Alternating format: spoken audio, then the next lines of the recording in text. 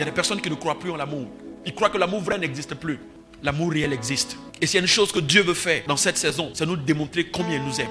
Ne laissez pas les erreurs du passé détruire cette belle vertu de Dieu dans votre vie. L'amour est la chose la plus merveilleuse. Vous savez, un homme devient meilleur lorsqu'il se sent aimé. Il n'y a pas quelque chose qui valorise mieux que l'amour. Un homme est valorisé, une femme est valorisée lorsqu'elle sent qu'elle est aimée par quelqu'un. L'amour même rend beau. Il y a des gens, quand tu le regardes, tu sens qu'il a besoin d'amour. Il y a des gens qui sont toujours comme ça. Il a besoin qu'on lui dise, est-ce que tu sais que tu es beau, mon frère?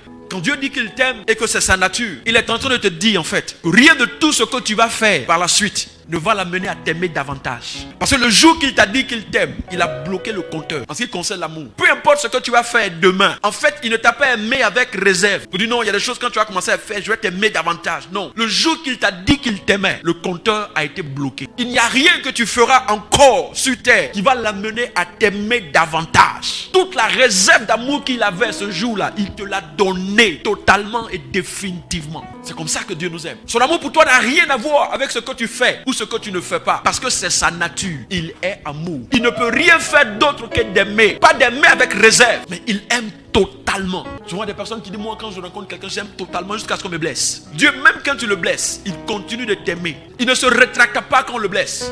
Qui ici n'a jamais blessé Dieu? Même ce matin.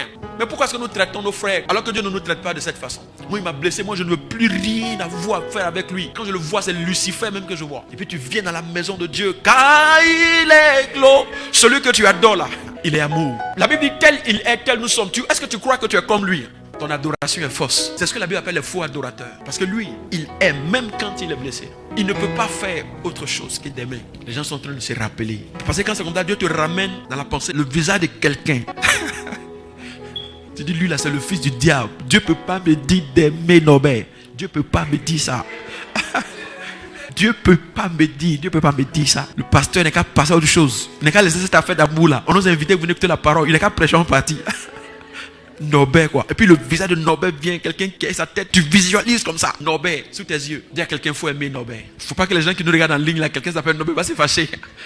L'amour que Dieu a manifesté pour toi, cet amour-là ne changera pas.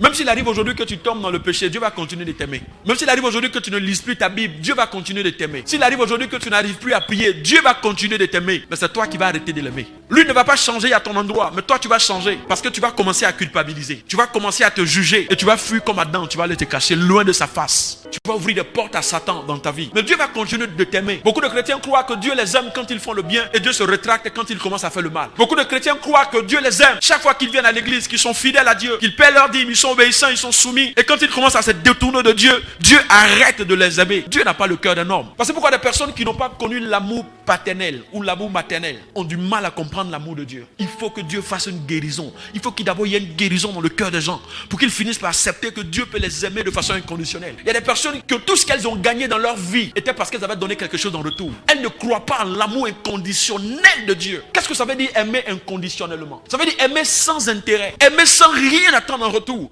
Est-ce que tu peux penser qu'il y a quelqu'un quelque part qui t'aime sans rien attendre en retour de toi, qui t'aime tel que tu es, la femme que tu es, l'homme que tu es? Dieu t'aime de la même façon sans arrière-pensée. Il n'attend rien de toi, mais il veut simplement que tu ouvres largement tes bras pour recevoir tout ce que lui veut te donner. Il n'attend rien de toi. Le monde n'a pas été facile, tendre avec certaines personnes. Certaines personnes étaient obligées d'avoir toutes sortes de compromis pour avoir des petites choses même de la vie. Elles ont du mal à croire qu'il y a un être quelque part qui les aime de façon inconditionnelle. Ça fait très souvent quand les gens marchent avec Dieu, quand les gens servent le Seigneur, tout de suite, la première image de Dieu qu'ils ont, c'est l'image du papa qu'ils ont eu, mais l'image de la maman qu'ils ont eu, mais l'image de la personne qui a été avec elles. Elles arrivent à accepter l'amour de Dieu à la limite de la personne qu'elles ont connue, qui leur a manifesté de l'amour. Quand Dieu veut aller plus loin que ce qu'elles savent déjà, elles se braquent. Elles pensent que c'est pas vrai. Bien aimé, Dieu t'aime de façon inconditionnelle. Tu n'as pas besoin de faire l'offrande pour que Dieu t'aime. Tu n'as pas besoin de faire un sacrifice comme on le dit pour que Dieu t'aime. Tu n'as pas besoin de prier assez pour que Dieu t'aime. Tu n'as pas besoin d'être toujours à l'église pour que Dieu t'aime. Tu n'as pas besoin de lire toute ta Bible pour que Dieu t'aime. Dieu a décidé de t'aimer contre ta volonté. Si tu peux croire en ça, c'est comme ça qu'il est. C'est le cœur qu'il a. Et chaque fois qu'il aime, il finit par le démontrer. Sinon lui-même serait un menteur. Mais ta main sur ton cœur, dis Seigneur, je te dis merci pour l'amour inconditionnel que tu as manifesté pour moi. Merci de m'apprendre à aimer en retour, à recevoir cet amour et à donner cet amour autour de moi de façon inconditionnelle. Merci Seigneur, dans le nom de Jésus.